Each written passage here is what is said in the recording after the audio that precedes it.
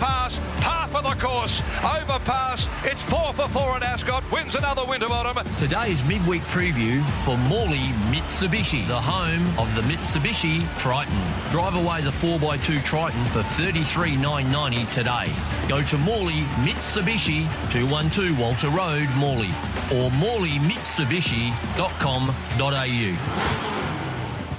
All right, Diggers, welcome back. Good to be here, still. Scott? Embry, good morning. TC.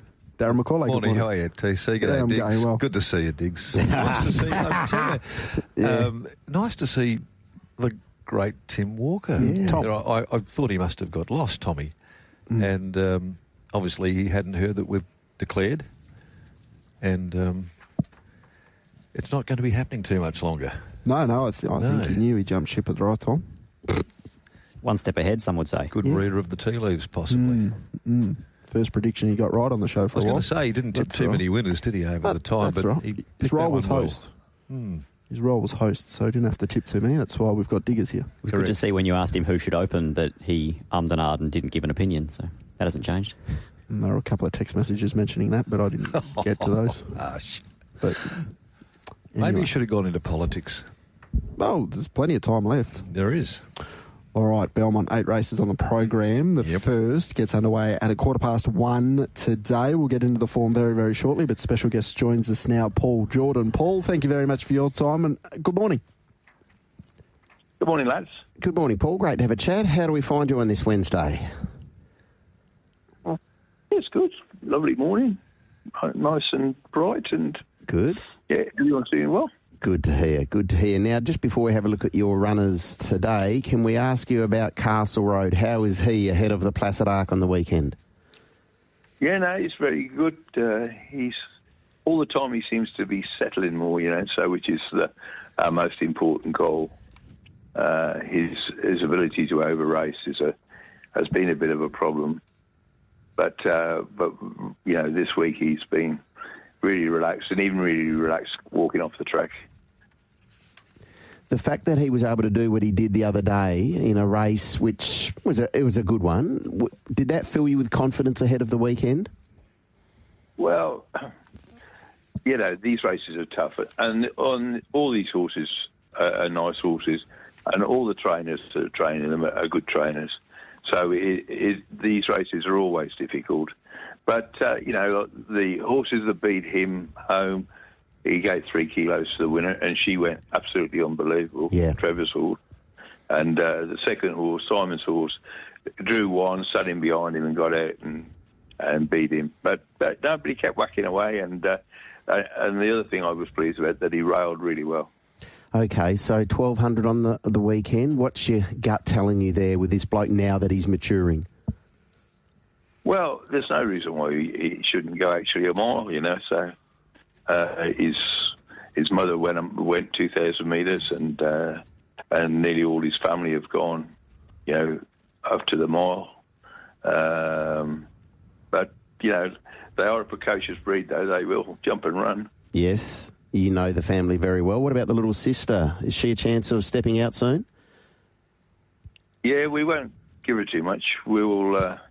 We'll either race her or trial her again, So we'll nominate for next Saturday. Yep. And then if she draws wide or she's not come as quickly as we wanted her to, we would trial on the Monday. Has she got all the attributes of this fellow and the family? Every one of them. Every one of them. Yeah. Okay. Well, that's a good thing. Except a bit calmer, So most of you are a bit smarter. Like when he was young, you could point him at a brick wall and he'd run through it. No, she's not like that, but she most probably eats equally as well or even better than he does. So she's a phenomenal doer, and we're really pleased with her. Okay, now what about today? Have you got a winner? Well, we always like to have winners. That's the name of the game, isn't it? My first one is most probably... needs more time, really. She did well up at Northam, run 4th. Yep. Just a lip out of running 3rd. But she's a playing god filly, and she's only slight in build. And every time we brought her into work and put her out, she's come back better. So whatever she does today, I might give her a break and then see her, early in the new year. Okay, so that is Sister Mary we're talking about. You go to race 4 over the mile. You've got Ginger and Tonic. Lisa to ride again, barrier 1, and we saw this mare able to break through the other day at Northam. I know. Maybe there was a lot of trainer error while she was in work last time. She was on the brink of winning one all the time, and I kept pushing the envelope, and I thought, I should have really given her a break like 4 or 5 weeks ago, and so we gave her that break. She had a nice break. She had a longer break than I expected, and she came back and she trialled well and she raced super. The other day up at Northam, I thought it looked like to me that she was going to win at the 600, and subsequently she did, and she's got the tendency to be a bit of a little porker, but I must say, watching her trot up this morning, she looks super. Coat's beautiful, and she really, really looks the part. Then Battle Commander, of course, he found a bit of form and held it. Back-to-back wins after a bit of a drought. Yeah, I know. I almost we got to the stage when we thought he wasn't even trying, so he's been agitated in a gate and a bit stupid in the gates. As he was up at Northam the other day, he kicked out and had to be unloaded and then reloaded. But he's always been a good galloper. I mean, his first start in a race, he got beat by one on Neville's lip, and then he ran a couple of places. Well, he's won a lot of money to only have won that 1-2-year-old race and those 2 races the other day. He's won over 300,000. So he's always been a fair galloper, but he's run places in so many races. It's but we're pleased to have him back, and he looks $1 million too. He came in looking like a yak during the winter, all hairy, and my staff kept saying, "You should clip him, boss." I said, "I'm not clipping him because I know what happens. As soon as we clip one, something will go wrong." But this horse, when his coat came through, it came through absolutely perfect. So I'm really pleased we didn't get the scissors out. Paul, it's nice to see you keep those colours going too, by the way. Oh, yeah, no, we got Harvey's colours still going. Harvey's son, Mark, still pays up for them every year, or every 2 or 3 years, whatever the process is. So we keep them going. There's a couple of a set of my colours and a set of Laura's colours that we hardly use anymore. But I kept saying that we should race one of. I only got 2 2-year-olds. That's the Jessup filly and the one that ran second to her, Morikawa. Yep. And I said we should race in.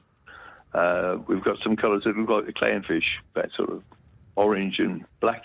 Yeah, the old Nemo colours. That's it. Yeah. That's it. We would. I might race him in those, but he's a nice horse too, though. He's a full brother to Fluoro Neuro. Okay. Does Pony Up take her place in the champion fillies on the weekend, Paul? She will. Yep. That was the reason why I brought her back into work. Apart from the top weight, who's a very, very good horse, she has got form around the others. And when you see them listed in champion fillies, she's the 5th highest stake earner in the race. And that sort of, when you go through her sales from last year all the way through till now, and our fillies, I think she won 50 or 60,000 there. She's the 5th highest earner. So for one that I bought as on spec to be a workmate for Castle Road, it turned out rather nicely. Absolutely. Hopefully the next couple of days turns out nicely as well. Thank you very much for your time, Paul. Thank you very much. Yeah, that's good, lads. You all have a good day and have fun. Absolutely. We'll try our absolute best to do so. Race number 1 at Belmont, 1,200 metres, 3-year-old No Metro wins in the last year. Well-supported favourite at the top of the market is Hot and High, opened at $3.50 now into $2.25. Long Service Leaf, $3 and a little bit easy. Intoxicating, $2.90 out to $4.20. Double figures the remainder. Pygmalion at 11 and Jimmy Angel at $13, and that's a good segue to head to Diggers and get your thoughts on race number 1. It's not a bad little race. I love the debut performance of Hot and High the other day, and it's no surprise where we see this filly who is very well bred in the market because they ran time. They skitched along in that race, and she dead set jogged up whilst running a pretty serious fraction, which we know horses can do at Northern. They do indeed. They can every now and then break 33, but it was the way that she did it, I think, late there, Diggs. She just put the years back. She quickened off nothing, and she absolutely demonstrated that she is above average, and I'm sure that, in time she's going to get to Saturday Company on the strength of what we saw. It couldn't have been any more impressive than what she delivered. I think that she can just about justify the price here in the opening event. She leads, does she not?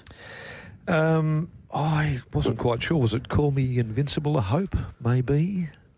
I thought he was awful the other day up on the pace, but there's nothing else that wants to be there. Well, there's not much else there, is there? I mean, Hot and High sat outside, don't wink in the trial, so could do. I'd be taking luck out of the equation and leading. And from there, I think she wins. Okay. Well, you're the tactician. I hadn't really mapped her as close to the speed, maybe as you have, but I don't think it really matters too much where she lobs. If she leads and she can settle, well, she'll be very hard to beat. I'm clearly going with Hot and High here in the opening event. 6 for me as well. Sectionally, she was awesome on debut. I don't read a lot into the last 600s out of Northern for that reason, but if you compare the overall race times to the other 3-year-old thousands that we've had so far this season, then it was far and away the quickest. 6 Hot and High, 1 long service leaf. His 2 runs at Belmont Park have been excellent. His trials have been excellent. The only blip was when he went to Ascot, sat leaders back and was a little bit plain. Didn't fire, did he? Well, I think that day maybe they rode him a bit too close, so allow him to find his feet, wind up late, but you might concede a fair head start and wait to a pretty nice filly. Could it have been the 1200 also, Scotty? Could be. I heard Neville Parnham say that. Maybe he's a 1,000-metre horse, but we'll find out a bit about him here today. But 6 from 1, 7 intoxicating. Big query on that race because that was the near on half-hour delay when Spirited Strike got himself cast. So I'm just not sure how you trust any of that form. A lot of them were just cooked themselves behind the barriers. And 2 Pygmalion, who's going along quite well, 6-1-7-2. I think in fairness, though, its first up run to a subsequent Ascot winner, Nikiana, was pretty good as well. So it's certainly in the mix. And, I'm cut and paste as far as our numbers are concerned here in the first Digs. I'm with 6-1-7-2. 6-1. I'll have Jimmy Angel in for third. I know he's been one of mine. I had him on top the other day, and I didn't think he got a lot of luck. The Calabrese, he had all the momentum and won, and probably would have won anyway. But I thought Jimmy Angel had a bit to give. So with even luck today and clear air, can perhaps fill a minor placing, and I do have 7 intoxicating in for fourth. 6-1, 4 and 7 TC. All right, the same Quinella for everyone. 6-1, 7 and 2 for Darren and Scott. 6-1, 4 and 7 for Diggers. Same exact in fact, as well. Race number 2, we start at the 1,200 metres. The Morley Growers Market's maiden.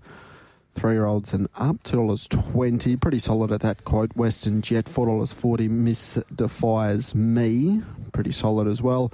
$11 into $5. La Excellence has been the supported runner. Double figures the remainder, $12 about Take the Field, 13 Guarantor, and then 16 and up the remainder of the field. Race number 2 at Belmont. What are your thoughts here, Scott? I thought the debut performance of Western Jet was really encouraging. There was plenty of money around for him out of that very quiet trial behind Doorbuster, who herself was a first-up winner. But for Western Jet, I like the fact that he was able to show the tactical speed to take it up. I think he's the kind of galloper that looks like he needs a bit more time to figure it all out. But does he need any headgear? Yeah, potentially. But I just thought that hopefully he can take that step first up to second up with that natural experience progression. And I've got a lot of time for the winner. I think that Malay's Song can work his way through the grades quite quickly. So I'm going to use that as the primary form reference and go with Western Jet to make it win number 1 at start number 2. I'm intrigued by the money that is there for the top weight. Diggs, La Excellence. They hooked it straight into it, $12 into $4.80.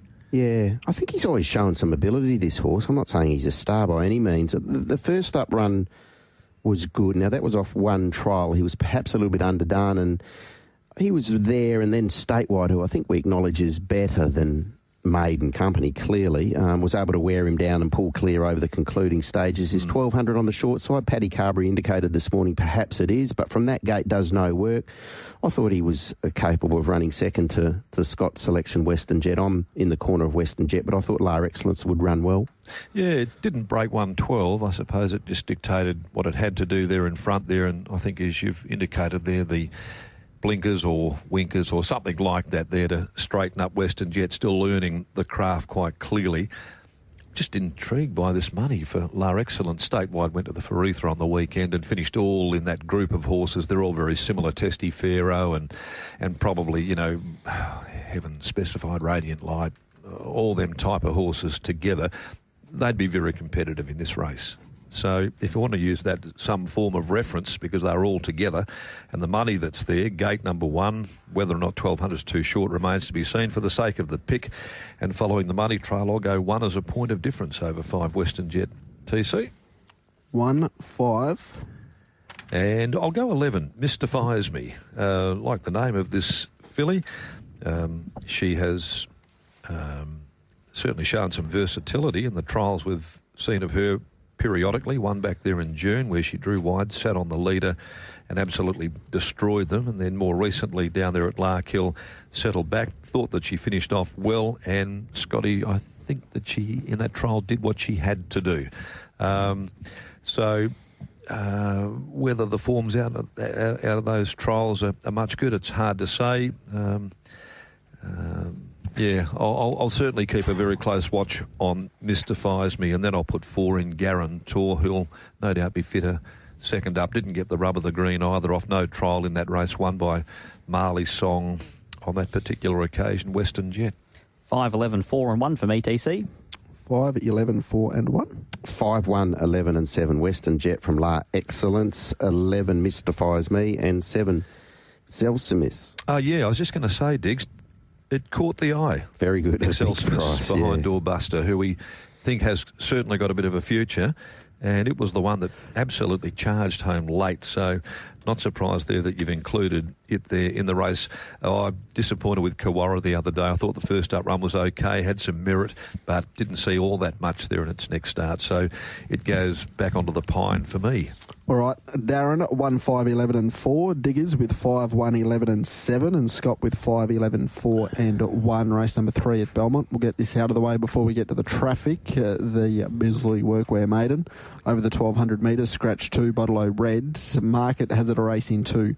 $2.20 Storm Away, $2.40 Conchetta's Dream, $10 Philemia, $13 Diamond Warrior, Zali's Gift and Gem Coatney, both at $15. How do we play race 3, Darren? Oh, look, I think Storm Away is the way to go. The market has got Storm Away and Conchetta's Dream very, very tightly assessed together, but I think that the form of Storm Away is superior when you're talking a length and a half, Talk and Co and the Max Simmons. And, then going into a Belgravia, beaten 3.5 to King of Light, potentially a superstar. I think that that's the preeminent form going into this race, and the fact that Conchetta's Dream, who's had the one start, it was the long service Leaf, that could be okay, but it hasn't started for 49 days, and I thought there would have been a fair greater gap between them in the market, Scotty.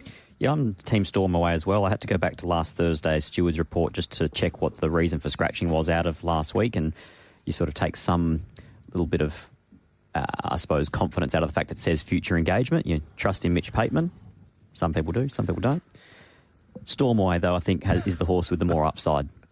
His run first up in the Max Simmons was outstanding. And then second up, there were so many of them back in the field that just got caught flat-footed when the sprint went on. I mean, sectionally, he's not that far behind King of Light and Talk and Co. And I think that is why from barrier number 1 today, 3 back the fence, potentially a bit of a tricky spot. How'd you map the race speed-wise? I think he can get himself out of trouble. Who leads? Philemia? Well, if they want to ride her for speed, then Philemia. I didn't think that there was a lot of pace there. I mean, natural pace. I mean, I'd be happy to see him lob leaders back. Yeah. There's no doubt about that. Me too. I've made him my best bet for the day. Or one thereof. I can understand that. 3 for me, 9 Conchetta's Dream. Watching that replay on debut, if that was a 1,200, it would have been very interesting to see how she went. She was only hitting top gear very, very late. 3 from 9, and looks an obvious Quinella. 7, hopefully Zali's Gift with a set of shades can improve again, and 6, Philemia hopefully can bounce back to some of that 2-year-old form that we saw. 3, 9, 7, 6. Yeah, solid first up, wasn't it, to Testy Pharaoh, and still nearly broke 34 second up. So, look, it's indicative of a horse that's holding form, and the shades could make a big difference. I've loaded it up into my trifecta box as well as Philemia, so there's not a lot of difference there. But I've got the asterisk against Storm Away there in race number 3, TC. 396. 396. What else did I throw in? 397 and 6. 7 and 6. I should say. Digby. 3, 9, 10, Gem Coney in for third, and 7, Zali's Gift with the cups on, but I thought Storm Away got a really good chance to break through. I think this is a deeper maiden than race 2. 3, 9, 10 and 7 for Diggers. Scott with 3, 9, 7 and 6. And Macca with 3, 9, 7 and 6. Out of the roads, back with more. You're listening to the midweek preview for Morley Mitsubishi. Drive away the Triton GLX 4x4 dual cab for $45,990 today. Go to Morley Mitsubishi, 212 Walter Road, Morley, or morleymitsubishi.com.au. All right, Digby Beecham, Scott Embry and Darren McCauley going through the form for Belmont. We're up to race number 4, the MCA Polytrack Handicap, Class 1, 1,600 metres, all starting at this stage. Sometime Lucky, $1.95 is today the day. Friars Legacy at $2.90, Flinders Lane at $6, Ginger and Tonic, and also Rasmus heads the remainder at $12. Race 4, Digby. Well, if it's not today for some time Lucky, I wonder when it is. This is a perfect setup, and a significant class drop. Now he has to carry the 59.5, so it's a 5.5 kilo increase on what we saw him carry behind Boutalese, who is going to go to a WA Guineas and is not completely and utterly hopeless in a WA Guineas. Are these 3-year-olds, though, just beating up on the older horses week after week? Well, then Hoboyce came out and made us look silly on the weekend as a 4-year-old. But have that. But you're right. You're right. They're just overall beautiful. They're beautifully placed. This today, Sometime Lucky wins. I think it's quite simple in the end. Friars Legacy's not going that well, I didn't think. No. He was grinding his way into third first up from the breeze after the leader gave him the slip. He then went to a 1,400. He got every mortal chance. You'd worry at 1,600, wouldn't he? And didn't, unless they think otherwise. Didn't really let down, I didn't think. I mean, maybe the difference today is that they take it up and he could be a different horse finding the fence. That's about the only positive I could really see for him. Did you back him leading? Yeah, I did. The market loves him and always has. Every time he goes to the races, he gets crunched. Too short. He's one of those types. But with the market support for him, 390 to 290, we're nearly getting even money Sometime Lucky. I think if he goes around in black figures... What about Joshy Brown's mare, Flinders Lane? Yeah, going His good. stable's going good. I've actually got her as the danger. I thought that Pure Obsession Dominatus form was certainly very, very competitive here up against Sometime Luckies of Ruben Sealing Boutalese. I was more worried about Flinders Lane than I was Friars Legacy. So I'm with you completely. I've got Friars down the rung and I'll telegram it and make him my lay for the day. Oh, that will give him a couple of lengths. Yes, I know. I can play them back into form. But Sometime Lucky for me. Giving everyone a clip today, aren't you? Yeah. Me and Mitchie Pateman will confer notes after this. Tom got one too. Sometime Lucky's first up run behind Ruben Sealing, very good in defeat. Ruben Sealing, of course, comes out on the weekend and runs another solid second in a 60-plus grad. Second up, beaten 2 by Boutalese. Just back to a Class 1. He carried very similar weights to this in a 3-year-old midweeker, and this is a hell of a lot easier. 1 for me, Sometime Lucky. 6, Flinders Lane. Really good last week behind Dominatus on Melbourne Cup Day. Now gets Pike. 2, Friars Legacy. Just not convinced he's going that well. And 3, Ginger and Tonic. 1, 6, 2, 3, but Sometime Lucky wins. Yes, same for us, Scott. Just a little tweak. 1, 2, 6 and 3 for me. I agree. I think Sometime Lucky awfully hard to beat in this company. Carbon copy of Scotty for me. I can't find another horse here that could play a part in all seriousness. I think Sometime Lucky gets a great opportunity. Flinders Lane, I love the way that Josh has got the mare ticking over at the moment. Friars have got the query at a mile, and our guest this morning's horse, I think, can run forth. All right, Darren, Scott, 1, 6, 2 and 3. Diggers, 1, 2, 6 and 3. Race number 5, Schweppes Handicap, Class 1, 1,300 metres. Pretty solid at the top of the market at 280 Land Franco, 440 about Publicise, 390 out to 550 Diamonds and Rubies, 850 into $6. Well supported Auto Cruise, 950 Bird on a Wire's been supported from double figure odds as well. Heading the remainder, Our Existence at $13. Race number 5, Scott. I thought it was a bit more competitive, had a bit more depth to it than the previous. Land Franco's maiden win, very good. Publicise's Melbourne Cup Day win down at Bunbury, very good. Diamonds and Rubies first up without the trial, but she led and destroyed them at Northam the last time we saw her. Even Auto Cruise only had the 2 starts and impressed at both, so I thought this race was a lot more competitive and had a lot more depth than the previous. Yeah, very good, agreed too. 3 last start maiden winners coming together and all very impressive in their maiden victories. I sided, though, with this Machino filly Publicise from the yard of the charismatic Dean McAuliffe, and thought that she could take a big step forward here, given the fact that she was beaten only half a length behind a horse who has ability and proven in town in Testaferro. I think that the maiden win can carry Publicise a fair bit further there to win more races, Diggs. Look, she's a talented filly without being a filly that I think we earmark as destined for higher honours. And when I say higher honours, continual Saturday. Fine. That's all right. Thought it was off. Send it. Wowie. Where was I? Rookie 9 Publicise on top. I think she strikes a very winnable assignment. I'll say that. And the maiden win was solid enough. So, yeah, if we're all with Publicise, I'm with Publicise. We are with Publicise. New to the game too, Cobb. We'll give you a pass for that. Thank you. 9 for me, Publicise. I like the fact that she won from off the speed, but also showed that at Ascot she can lead and win races as well. So it gives Brad Parnham options depending on how she jumps. Land Franco was very impressive last start.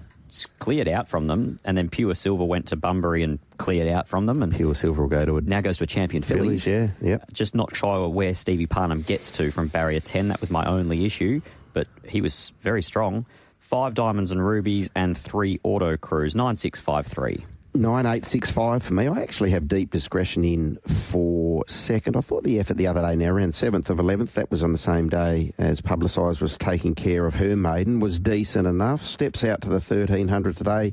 Jason Whiting takes over. Should enjoy a good run just behind the tempo. And thought that deep discretion at a decent enough quote wasn't the worst way to go. Land Franco, enormous win. Really good win. Clock was backing up what you saw, so the eye doesn't lie on that front. And 5 Diamonds and Rubies for Mitchell and Holly, again coming off that Northern maiden victory, albeit that was a while ago now, no trial, so we'll get to see today. Just wary, and it'll be interesting to see what happens because the starting profile is strong enough. 9, 8, 6 and 5. Yeah, they're all pretty similar there. 9 I'm locking in as well with my other members of the panel this morning, TC. I think that Land Franco, the eye does not lie on what it delivered at Northern. Diamonds and Rubies, we don't know how forward she might well be for 1300. First up since July without the trial, but it was an easy victory. It was. Money around for Bird on a Wire here, coming out of that Class 1 first up, beat 1 home, beaten 3 lengths, Cryptic Joy. Look, it trialled well, ran a bit of time, sort of, at Larkhill. And is a Bunbury maiden winner. So, look, 14 into 950 it was in that market. So it's certainly something to keep in consideration. So, just following that little bit of a lead, maybe it's 9, 6, 5 and 4 and Auto Cruise next best. All right, 9, 6, 5 and 4 for Macca. Diggers with 9, 8, 6 and 5 and Scott with 9, 6, 5 and 3. All right, race number 6, Unite Resourcing Handicap, Class 3, 1,200 metres. No scratchings at this stage. $2.60 Marley's Song, $2.90 9 Ball, $7 Rally the Troops, $9 Cape Lewin, $15 Pat's Last Bang, 21 into 15 Pat's Last Bang. Movement outside of that, $4 into $2.60 Marley's Song, $3.30 into $2.90 for 9 Ball. The Drifters being Rally the Troops. Macca, I think we're up to you. Yeah, what do you think, maiden to a Class 3 Marley Song? You've touted it earlier on as a horse there with a fair bit of upside there, coming out of its victory over Western Jet in that Belmont Park maiden. It had run second to Jessaloopa in the trial before. Then we saw Jessaloopa get beaten a furlong first up out of that there. But what do you make of the step there, maiden Class 3? I said this about 6 months ago. I'm now preferring maiden to Class 3 than maiden to Class 1. Because of the 2 kilos? Because you just don't cop as much weight impost. If you look at 9 Ball, that's exactly what she did. She went maiden to Class 3, and it just seems like it's working better. And you need a progressive horse. You need one who's actually able to pick its feet up. And we know that Marley's Song has been exposed to Saturday Company previously and run well. So it's not as if this horse is going from maiden to Class 3 and is limited. Bumps into a fairly nice one of Simon Miller's, though, Diggs here in 9 Ball, freshened up. I think so, and I reckon Clint will now know, if he didn't already, just let her be. Let her be early in the races. Yeah, just fall out of the gates, just come out over her neck and let her find her feet, and she'll guide you where you want to go rather than hustle and bustle her, because we've only seen a small sample size. A couple of times when she's been ridden with a bit of positivity, she hasn't been able to finish off in the manner that you'd like. Correct. Now, I think if they just do ride her nice and quietly and just let her find her own feet there, I think that she could be a little bit too strong for Marley's Song in this, and that's the way that I've gone. I've picked the 5 to make it a winning return since the 20th of September. It's been a freshen up by Simon to beat Marley's Song, and I thought that Leetron, 49 days since its last run, back to a 1200 there, was placed as centre bond, beat home to Find Beautiful in that particular race, and then finished down the track, beaten favourite behind Cavallo Red next start. So that was at 1400, and they can unravel very quickly second up when they're coming off a very good run like that. So I'm marking Leetron down as my trifecta pick, 13 into 9.52. There's money around, and possibly Cape Lewin next best of them, 5-4-1-3. 4-5-3-2. I'm going with Marley's Song to beat 9 Ball, Cape Lewin, who's already a Saturday winning juvenile, and Rally the Troops. Sharp trial for a horse whose best is at 14 or even 16. So it looks like he's in for another very good prep. 4-5-3-2. Same 4 as Scott, different order. 5 9 Ball on top from 4 Marley's Song. 2 Rally the Troops, I agree, like the trial, and 3 Cape Lewin. 5-4-2-3. That's for Diggers. Darren with 5-4-1-3 and Scott with 4-5-3-2. That's race number 6. Up to the second last, race number 7, the Swan Draft Handicap, 1,400 metres. Competitive betting race, 5.50 into 4.20, South Hobart. 4.80 into 4.40, Cryptic Joy. $3.80 out to 4.80, the Drifter is Boosack. O'Sheen's Tightener, $10 into 8. And $7 out to $9, Muddy Waters. Double figures, the remainder headed at $13 with Lieutenant Dunbar. Race number 7, Digby. Yeah, there were 2 horses late last month at Northam that broke the clock and or recorded some really good figures. One was Lanfranco when winning the maiden over the 1,300 metres, and the other one was Muddy Waters the other day in a Class 1, Scott beating Social Affair. Stomped home, and the data out of that performance was really, really encouraging. And the first up replay, if you had watched it, it was actually really good. And went around at a big price the other day. It got way under the guard. Yep. Still a big price today, Diggs, all things considered. Yeah, quite possibly. $9. $9. Look, I think there's a result in this race. If you can just, if your hunch is right, I think there's a result. There is in every race, to be fair. Not necessarily. There's a result. Well, there's always a result, but I'm talking about a price result. Big one. Yeah, okay. A good result. Take your point, Muddy Waters. Tell you another horse, Diggs, that's going along really well. This might be a reach. Who Says Yes? If you copped a couple of its runs lately, it's at around $19 in the market. I can't believe that. At York first up, 1,300. It dead set nearly cleaned up a couple of punters in the home straight. It was that wide. It was against the outside rail and gave them a start, cupped them down. Huge performance. And then went across the valley to Northam in its next run. Came from last again, out wide. That was to Fast Harry, beating a length and pulling ground off it. I think it's overs in this race.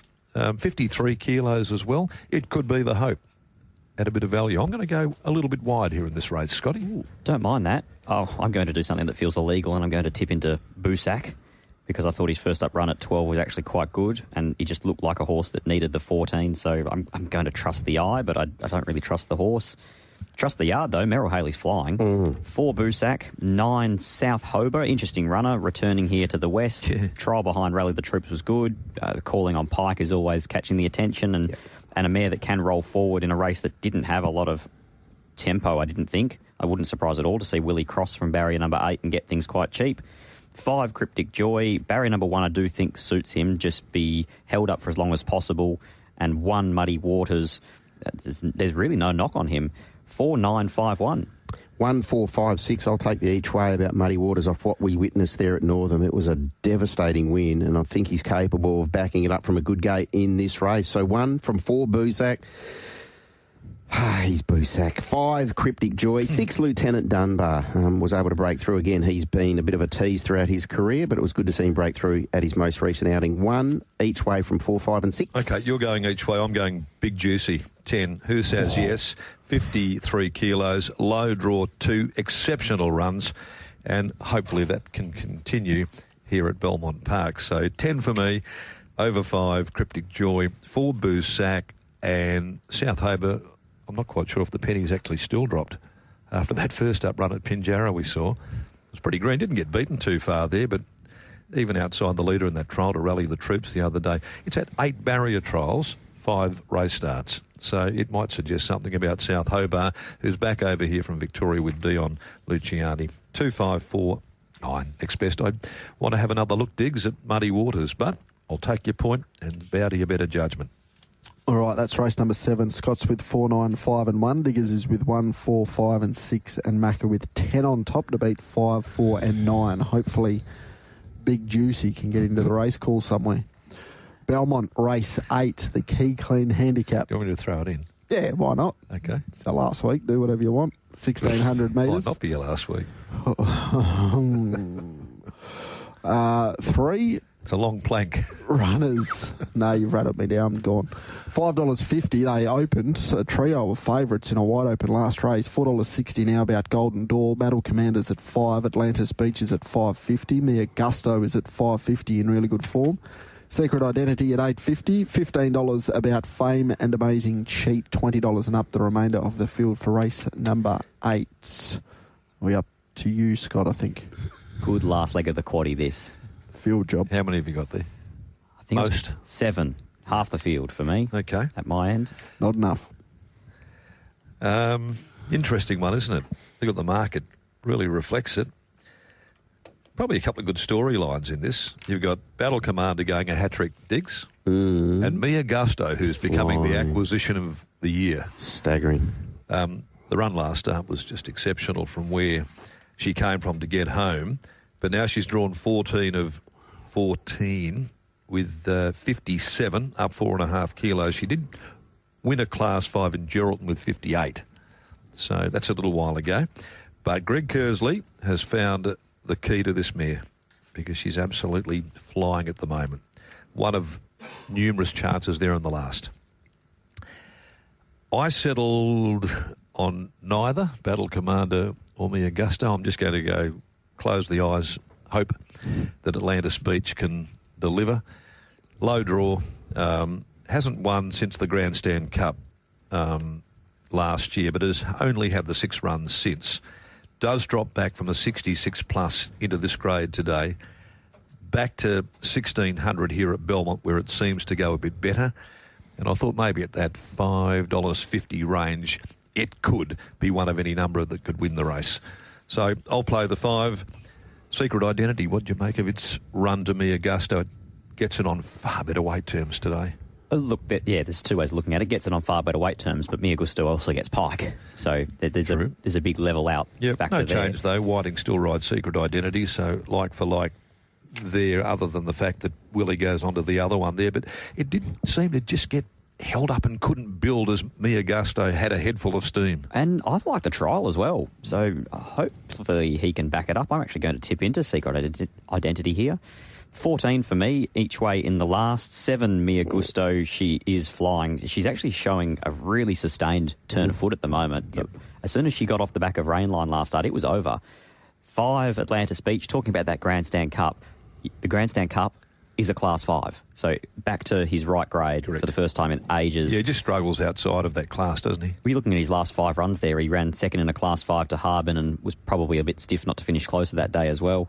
And 2, Battle Commander, straight to the top, stays out of trouble, back in form. 14, 7, 5 and 2 in a very competitive lineup. 7, Mia Gusto on top to make it a hat-trick W Pike aboard. Yes, rises in grade, but as Scott said, you get the service of William and he rides these back markers so very well. So expect him to be nice and patient and blending in at the key stage. 5, Atlantis Beach, should enjoy a lovely run. Comes out of 66-plus company behind Odanaka.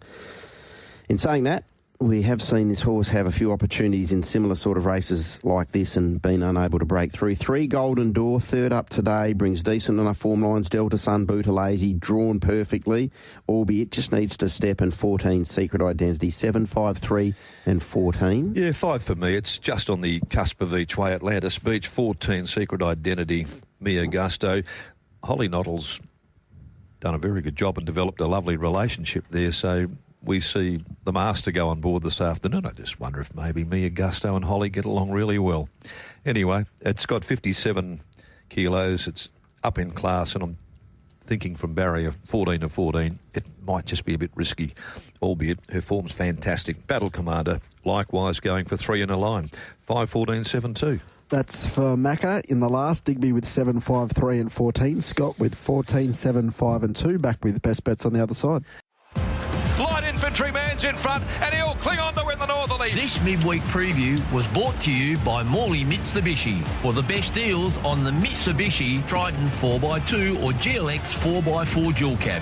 Go to Morley Mitsubishi, 212 Walter Road, Morley, or morleymitsubishi.com.au. All right, welcome back to the midweek preview. Dickers, we'll start with you. Your best bets, please. Best bet, race 6, number 5, 9 Ball. Okay, Scott. Race 4, number 1, Sometime Lucky. Okay. And Darren, your race 3, number 3. Storm Away, race 3, number 3 indeed. That's it. You No were one else. listening? No one else wants to add anything else.